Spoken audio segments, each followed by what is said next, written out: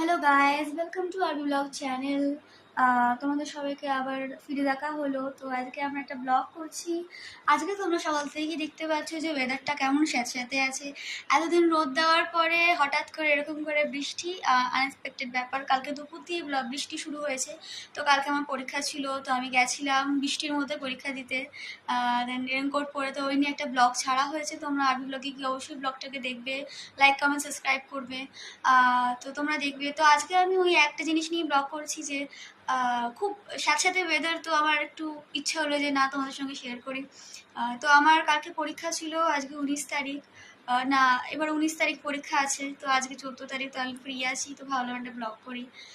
তোমরা দেখতেই পাচ্ছ যে সকাল থেকে বৃষ্টি হয়েই চলেছে। এবং এখানে বৃষ্টিটা মানে অ্যাকচুয়ালি এই সময় বৃষ্টিটা আনএক্সপেক্টেড ব্যাপার। মানে 12টা বাজে, এখন ঘড়িতে 12টা বাজে, আর এই সময়তে রোদ্দুর ওঠে। তো এই সময়তে এরকম একটু মানে অন্ধকার হয়ে বৃষ্টিটা পড়ছে, আর বাইরে শুধু বৃষ্টিই নয়, হাওয়াও দিচ্ছে প্রচণ্ড। তোমাদের একটু দেখাই, দেখো গাইস কিরকম বৃষ্টি পড়ছে।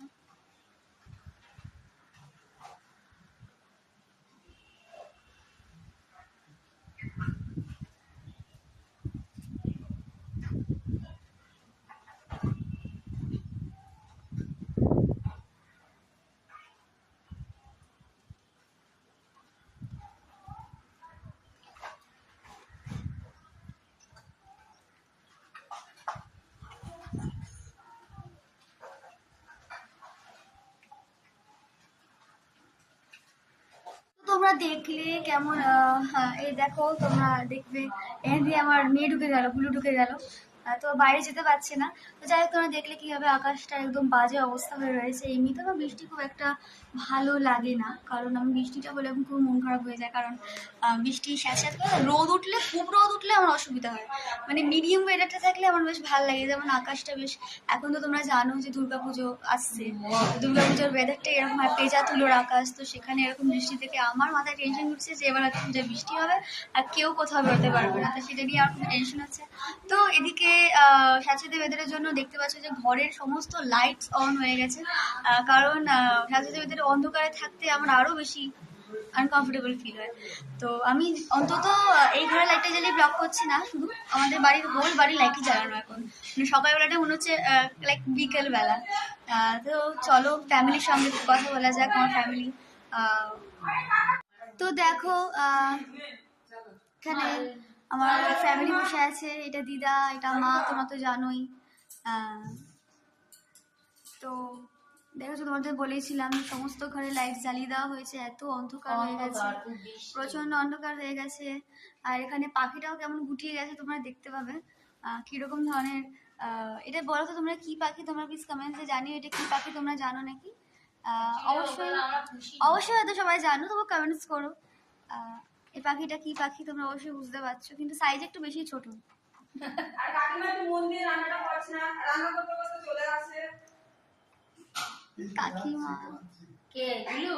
বলে ডাকো ডাকো গুলুকে ডাকো, গৌরীদি গুলু আয়। তো ওদিকে আমাদের ছোট সদস্য কাঁদছে, কেন জানি না।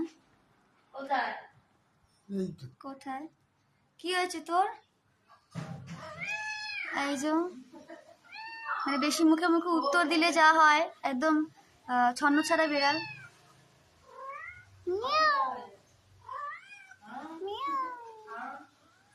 তোর বক্তব্য কি বৃষ্টির মধ্যে?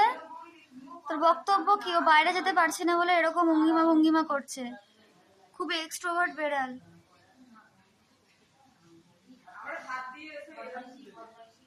কিরে বল কিছু, মিয়াও মিয়াও করে।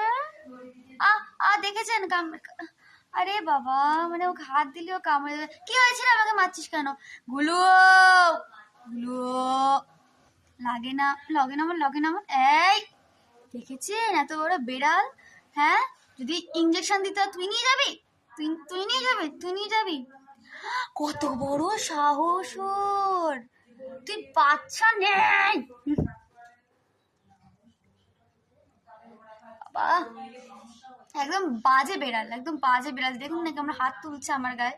মানে বড় দিদির গায়ে যে সম্মান দিতে হয়, সম্মান দিতে হয়, সেটা জানে না, সেটা জানে না। আচ্ছা, ও বাবা, রেগে গেছো, রেগে গেছো, রেগে গেছো, ওলো ওলো ওলো। আরে লাগছে তো।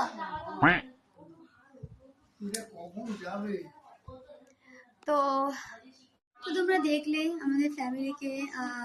তো এই হচ্ছে আমার বৃষ্টির দিনে বাড়ির অবস্থা, একদম লাইফ ফাই জেলে। আমার নিজেরই কেমন অস্বস্তি লাগছে। একটু আগে আমি দোকানে গেছিলাম, তো তখন আমার দোকানে গিয়ে এত অস্বস্তি লাগছিল, মনে হচ্ছে যেন স্যাঁতস্যাঁতে ওয়েদার একদম। আমার একদম যেতেই পছন্দ না। দিদুন ওই ঘরে বসে আছে। তো বিড়ালটি ইতিমধ্যে আমার হাতে কামড়ে আমার হাতের অবস্থা খারাপ করে দিয়েছে। তো চলো টাটা, আজকে এই পর্যন্তই। তোমরা প্লিজ একটা লাইক কমেন্ট সাবস্ক্রাইব করে দিও। আর আরবি ব্লগে গিয়ে সমস্ত ব্লগ দেখো। আর প্লিজ সাপোর্ট করো। ওকে, টাটা।